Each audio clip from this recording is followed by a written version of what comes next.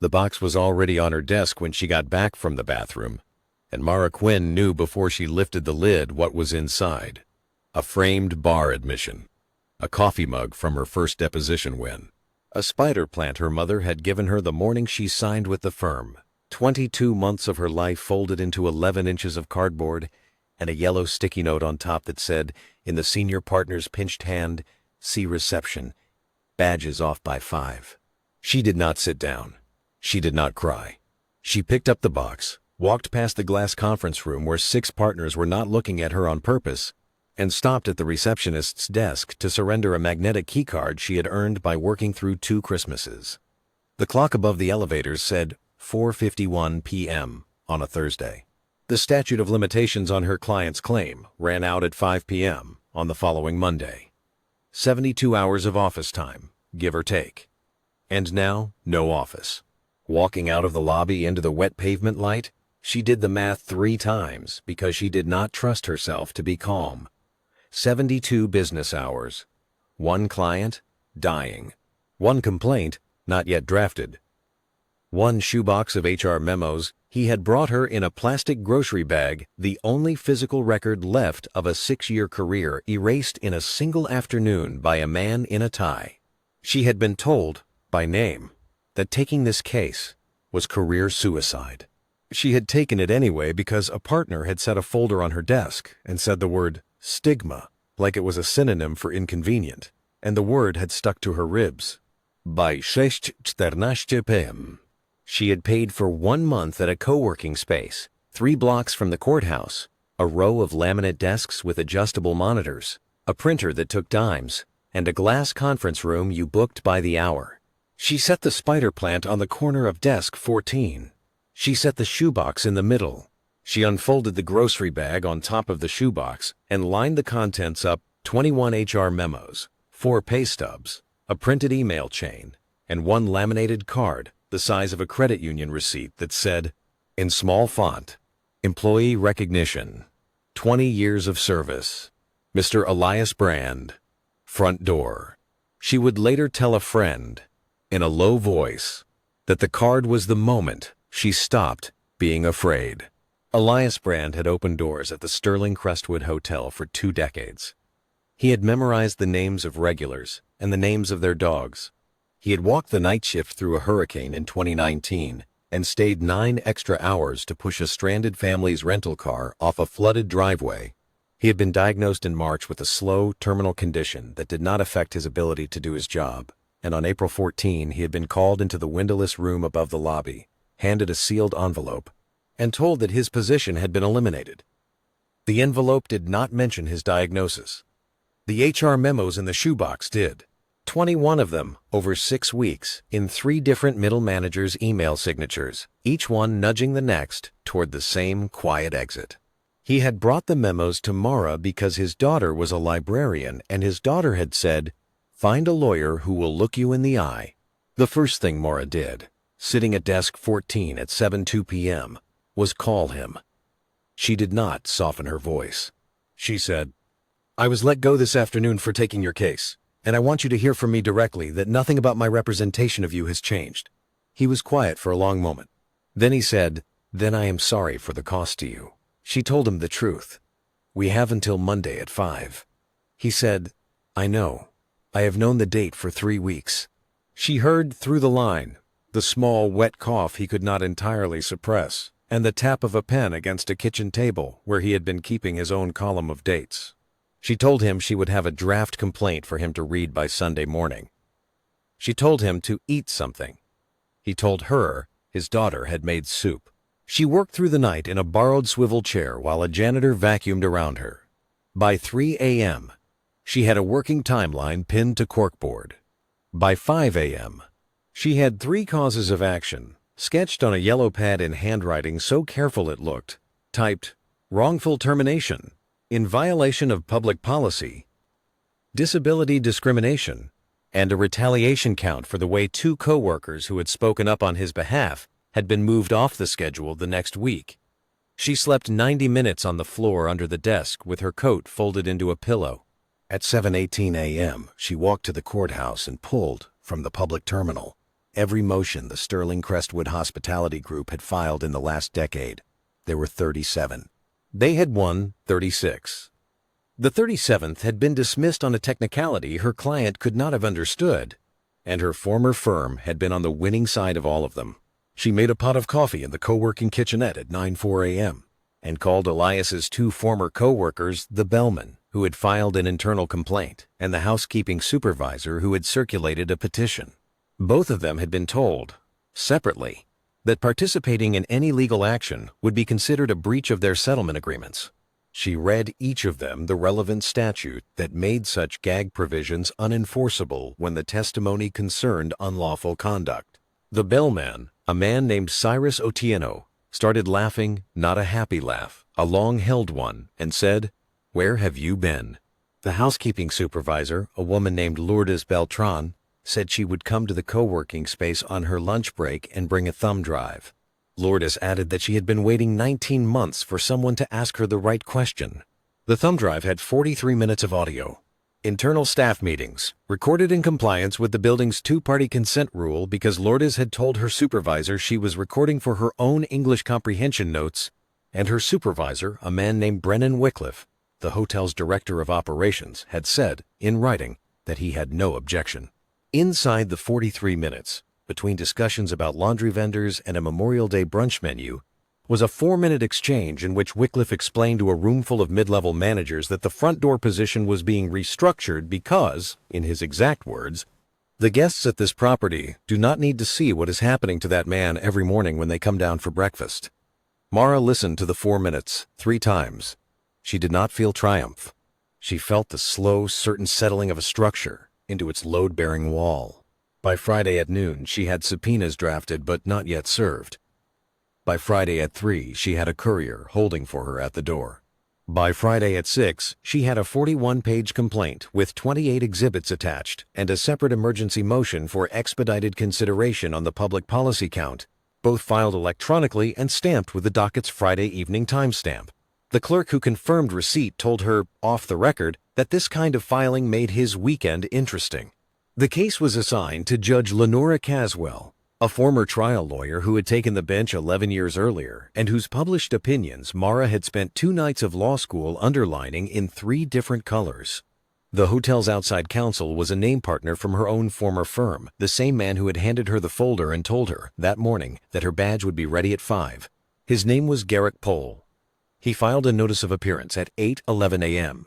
Saturday and a 5-page motion to dismiss at 10:46 a.m., arguing that the statute of limitations had run because the operative date was the day the policy was announced, not the day her client was actually terminated.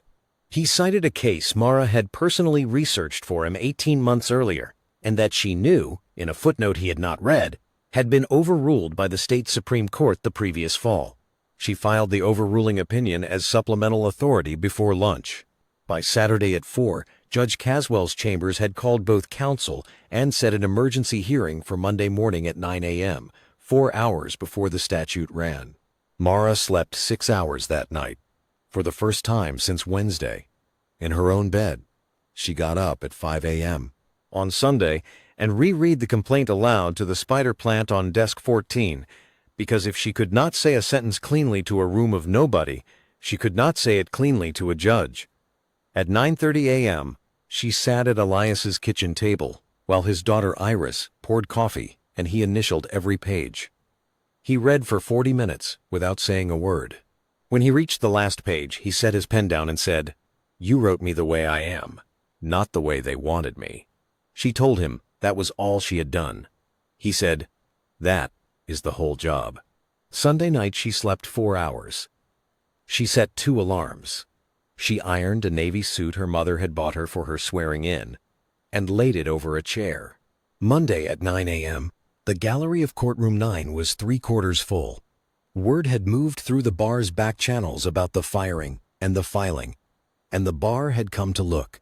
Garrick Pohl arrived with 2 associates and the leather messenger bag he had carried since law school. Mara arrived with the shoebox under her arm and a clean legal pad on top of it, and she nodded once to Iris Brand, who had come in with her father. Elias Brand sat in the second row in the same charcoal coat he had worn to his swearing in as a citizen 41 years before. He set both hands flat on his knees and watched the bench. Judge Caswell took the bench, looked once at the room, and said, without preamble, "Counsel, we have a deadline at 1 this afternoon. Let's not waste any of it." Pohl opened with confidence. He spent 11 minutes on his statute of limitations argument, citing 5 cases, 3 of which Mara had drafted briefs on for him in her associate years. He concluded by saying that his client's policy decisions, however regrettable they might seem to a sympathetic listener, were a matter of business judgment and not properly before this court. Judge Caswell listened without expression. When he sat, she said, "Miss Quinn." Mara stood. She did not raise her voice. She walked the judge through the timeline, one date at a time: the diagnosis, the first memo, the third memo, the 11th memo, the recorded operations meeting, the termination. The gag clauses she could prove were unenforceable. The 37th case Pohl's firm had lost on a technicality that was the same technicality he was relying on today. She lifted the shoebox onto the lectern. She passed exhibit binders to the bailiff. She asked the court's permission to play 4 minutes of audio. Judge Caswell granted it. In a courtroom that had gone entirely still, Brennan Wycliffe's voice came through the small speakers, the laundry vendor, the brunch menu, and then the 4 sentences about what the guests at this property did not need to see at breakfast. A juror in the box flinched. A reporter in the back row stopped writing and simply listened. The audio ended. Mara did not editorialize. She did not raise the volume in her own voice to match the shock in the room. She said, "Your Honor, the operative date under the controlling authority is the date of the act, and the act was April 14th. The statute has not run. We are here in time." Then, because she had been taught to close every argument on a fact and not a feeling, she added 1 sentence more. The memo trail, the recorded admission, and the gag clauses together establish a continuing pattern. And a continuing pattern, under this court's own precedent, restarts the clock with every new act of suppression, including, she said, the act of telling 2 co-workers in writing not to speak to a lawyer about what they had seen. Judge Caswell turned to Pohl. She said, "Counsel, do you stand by your representation that this matter is purely one of business judgment?" Pohl rose. He looked, for the first time in the hearing, at his own client representative, the same Brennan Wycliffe, seated 3 rows back in a charcoal suit, who had gone the color of paper. Pohl began a sentence, stopped it, began another, and then said the only thing a senior trial lawyer can say in that moment if he wishes to keep his license. "Your Honor, I cannot." He sat. He set his pen across his notes. The hearing did not end there, but the rest was procedural. Judge Caswell denied the motion to dismiss on the record and in writing, finding the limitations argument was foreclosed by the supplemental authority Mara had filed Saturday. She referred the gag provisions to the State Attorney General's Labor Division for review and referred Brennan Wycliffe's recorded statement separately to the state's Civil Rights Commission. She advised counsel that any further filing styled as a motion to dismiss on grounds previously rejected would be summarily denied with sanctions. When she stood to leave, the courtroom rose with her, and a quiet thing passed through the gallery that was not applause and not silence, but somewhere very near both.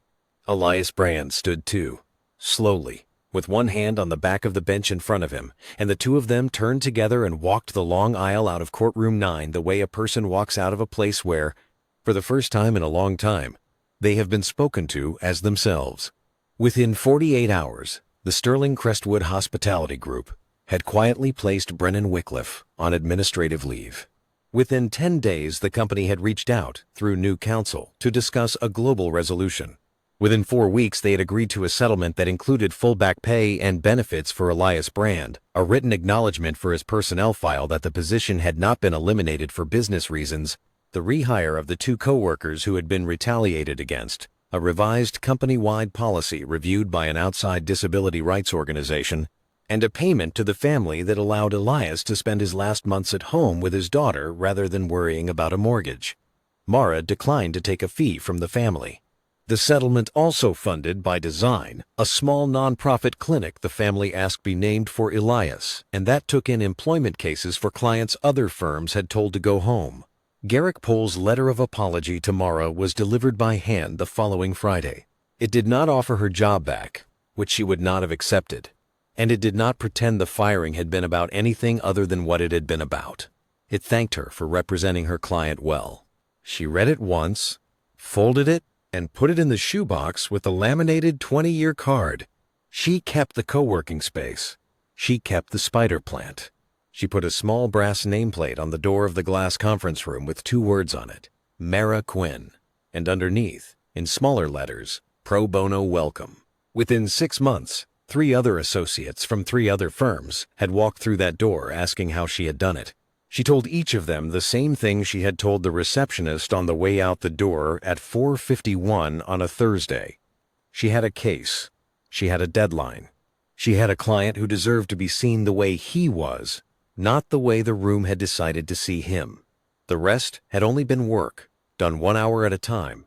By the book, Elias Brand lived 4 more months.